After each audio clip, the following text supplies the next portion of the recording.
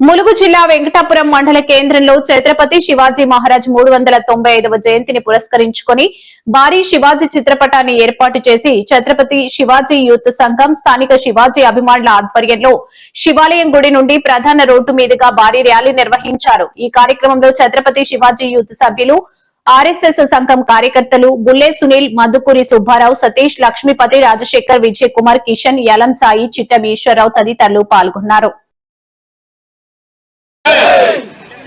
మన యొక్క భారతదేశంలో అఖండ భారతదేశానికి పాటుపడిన హిందూ హృదయ సామ్రాట్ ఛత్రపతి శివరాజ్ మహారాజు యొక్క జయంతి 396వ జయంతి మాట 396వ జయంతి మనం హిందువులు పండుగగా చేసుకునే జయంతి। మన యొక్క భరత భూమిని కాపాడిన వ్యక్తి మనం ఈరోజు ఆయన జయంతి చేయడం చాలా ఆనందంగా ఉంది మాట। హిందువులందరూ ఏకతాటిపై రావాలి, ఇంకా యువతలో ప్రేరేపిత అనేది కావాలన్నమాట।